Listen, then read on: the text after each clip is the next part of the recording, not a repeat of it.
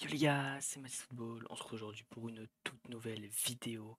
L'avant-match donc de cette rencontre entre le FC Nantes et l'Olympique de Marseille pour le compte de la quatrième journée de Ligue 1.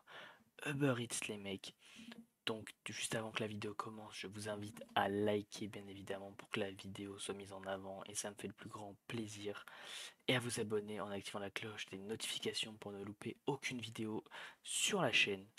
Donc on va commencer sans plus tarder les mecs, petit récap voilà que j'ai pris sur 90 minutes, donc merci à eux. Et ensuite on ira voir mon équipe que j'ai faite et il y aura la compo probable bien évidemment. Donc les mecs, le FC Nantes accueille l'Olympique de Marseille ce vendredi dans le cadre de la quatrième journée du championnat de France. Deux équipes paradoxales sur le plan sportif.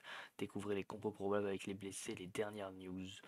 Donc le FC Nantes traverse actuellement une période difficile depuis le début de la saison. Après avoir assuré leur maintien lors de la dernière journée de la saison précédente en Ligue 1, les Canaries manquent cruellement de confiance en ce début de saison 2023-2024. Ils ont perdu deux des trois premiers matchs de championnat. Lors de leur dernier match le week-end dernier, le club de l'Atlantique a réussi à obtenir un match nul contre l'AS Monaco 3-3. Les supporters ont enfin pu voir une performance encourageante de leur équipe qui aurait même pu remporter le match si l'arbitre avait accordé un pénalty douteux en leur faveur en fin de rencontre. Le 11 dirigé par Pierre Aristouille devra répéter cette performance s'il veut réaliser un bon résultat contre les Phocéens. Donc voilà, après, je ne vais pas tout lire, hein. De son côté, l'Olympique de Marseille enregistre de bons résultats au classement malgré des performances collectives irrégulières. Ils occupent actuellement la deuxième place du classement de Ligue 1, juste derrière les Monégasques à la différence de but. Les hommes de Marcelinho devront maintenir leur effort et obtenir un bon résultat contre le FC Nantes pour faire oublier leur élimination en Ligue des Champions, avec la possibilité de voir Vitinha débuter en tant que titulaire et Joaquin Correa rentrer en cours de match. Les Marseillais ont les moyens de poser des problèmes aux Canaries. Les infos sur le FC Nantes et ses blessés. Donc le FC Nantes auront comme joueurs blessés Fabien Santonze, Alban Lafont et Nathan Zézé qui sont blessés pour cette rencontre. On va passer sans plus tarder les mecs au compo probable. Donc du côté en tout cas du FC Nantes, ça sera Descamps, Pierre-Gabriel, Palois, Jean-Charles Castelletto, Marcus Coco, Chirivella, Augusto, Merlin, Simon, Bamba, Mostafa Mohamed, c'est bien ça.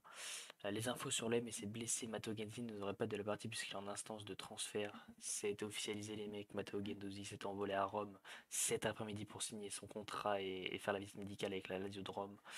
C'est donc officiel. Geoffrey Kondogbia est toujours blessé. Quant à lui, oui, blessé 6 semaines, on le sait, reviendra après la trêve. Alors que Pape Gay est suspendu. On le sait aussi, voilà, suspendu avec le litige avec Watford. Et François-Régis Muguet est de retour dans l'effectif, donc bonne nouvelle. La composition probable de l'OM contre le FC Nantes, 11 de départ, Paul Lopez, Renan Lodi, Chancel, Mbemba, Samuel Gigot, Jonathan Klaus, Jordan Verretou, Valentin Rongier, Amine Harit, Ismaïla Sarr, Vitor Vitinha et Pierre-Emerick Aubameyang. Donc le pronostic de la rédaction, donc le pronostic de 90 minutes. Emmené par les deux anciens nantais, Jordan Verretou et Valentin Rongier, l'Olympique de Marseille devrait s'imposer face au FC Nantes. Cette fois-ci, l'OM va poursuivre sa bonne série en proposant un jeu convaincant malgré leur bonne performance face à Monaco. Les Canaries vont passer une bonne partie de la rencontre à courir après le ballon. De plus, en manque de confiance et de points, les Nantais auront du mal à prendre l'ascendant sur les Olympiens, bien que cette rencontre se joue à domicile. FC Nantes 1, Olympique de Marseille 3. On va maintenant passer les mecs à ma composition. Donc, normalement, il n'y a pas d'erreur, les mecs, je regarde quand même.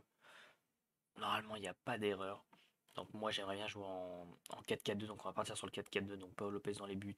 On le sait qu'il va être reconduit encore une fois. Ruben Blanco est là en tant que doublure. Et Simon, et lui, quant à lui, en tant que troisième gardien, il est resté. Donc, ça sera bien évidemment Paul Lopez dans les buts. On reconduirait la même défense. Renan Lodi, Jonathan Klaus nous ont sorti un bon match face à Brest à domicile. Et Samuel Gigot, Chancel et Mbemba, c'est valeur sûre. Donc, on continue avec eux. Au milieu de terrain, on est plus ou moins restreint quand même avec la suspension de Pape Gay, la blessure de Geoffrey Kondogbia et le départ donc de Matteo Guendouzi. Presque une obligation de mettre cette paire Rongier Verretou qu'on a beaucoup connu avec Igor Tudor et qui est capable de faire très très mal. Sur les côtés, les mecs, je mettrais Ismail Assar. Voilà, sa doublure est François-Régis Muguet, mais Ismail Assar devrait rentrer facilement dans ce 11. Côté gauche, du coup, vu que c'est un 4-4-2, je mettrais Iliman Ndiaye, capable bien évidemment de repiquer dans l'axe et de se mettre en milieu offensif en soutien. Pour Pierre-Emerick Aubameyang et Victor Vitinha, j'aimerais voir les deux alignés.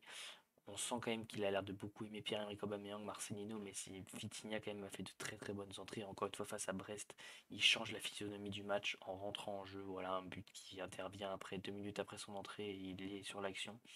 Donc ça montre beaucoup de choses. Et en 4-2-3-1, les mecs, ça serait la même compo, seulement Iliman Ndiaye serait reconduit en milieu offensif.